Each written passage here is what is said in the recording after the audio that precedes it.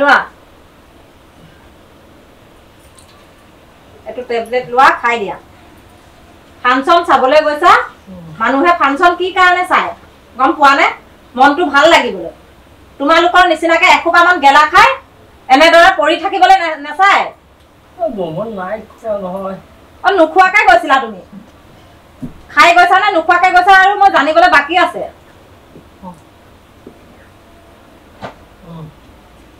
আজি নোখোৱাকে যোৱা হলে এইটো অৱস্থা হৈ ঘৰলৈ ঘূৰি নাহা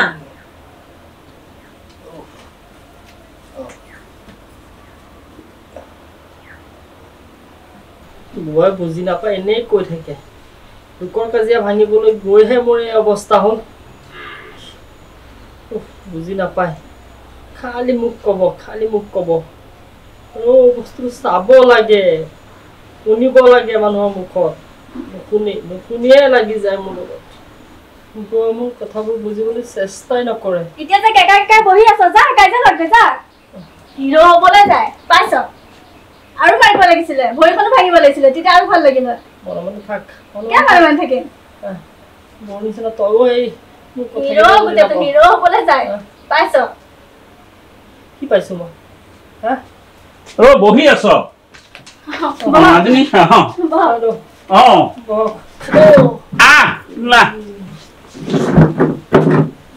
আপোনাক ৰবলৈ কলো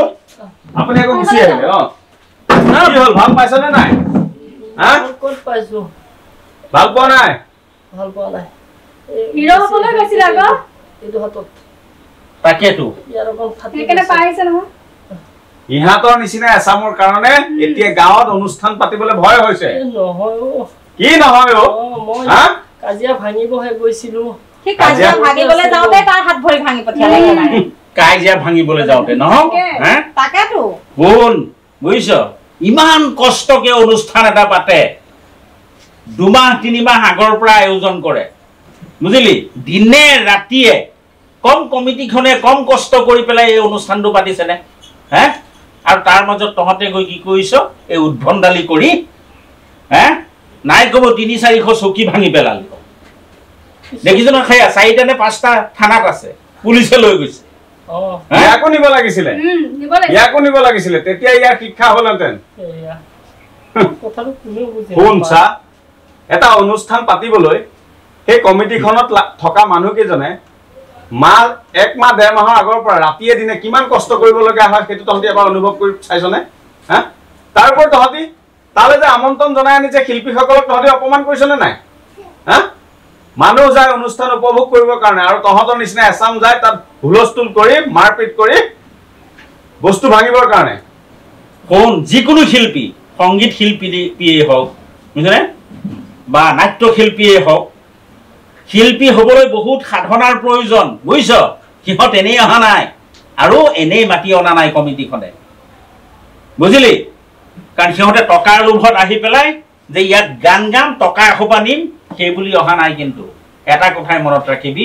যেতিয়া আহি পেলাই দেখিব যে গোটেই মানুহখিনি যেতিয়া দেখিব 10-12 হাজাৰ 20-25 হাজাৰ মানুহ নহয় তেতিয়া তেহাঁতৰ এনেই ভাল লাগিব সিহঁতৰ হৃদয়ে ইমানখিনিয়ে আশীৰ্বাদ দিব সেইখিনিত ভাষা নাই যিটো বুজিলি আৰু তহঁতে গৈ কি কৰিছ আমি চাহ নাখাওঁ আমি চাহ খাবলৈ অহা নাই বুজিছ আমি চাহ খাবলৈ অহা নাই তোৰ এটা খবৰ ল'বলৈ আহিছো শুন শিল্পী এজনে টকাৰ বিনিময়ত আহে এইটো সকলোৱে কয় কিন্তু শুন বিনা টকাত আজি তই এটা অনুষ্ঠান কৰিবলৈ যাব পাৰিবি জানো শিল্পীজনৰ লগত কিমান মানুহ জড়িত হৈ থাকে হা এই বাজনা বজোৱাৰ পৰা ধৰি তেওঁলোকৰ অহা যোৱা গাড়ীৰ খৰচ তাৰ বিনিময়ত তেওঁলোকে মাননিটো ল'বই কিন্তু টকা ল'লে বুলিয়ে তহঁতি তেখেতসকলক অপমান কৰাৰ অধিকাৰটো ক'ত পালে তহঁতি গোৱা গানটো নগোৱাৰ কাৰণে তহঁতি 300-400 চকী তাত ভাঙি পেলালি সেইখিনি খৰচ কোনে ভৰিব কমিটিখনৰ আৰু শিল্পীজনক অপমান কৰিছ তহঁতি শিল্পীজনে পইচা ল'লে বুলিয়ে তহঁতি অপমান কৰাৰ অধিকাৰটো ক'ত পালে আৰু পইচা নোলোৱাকে খুৰাটো আজিৰ দিনত কোনে কাম কৰিব কওকচোন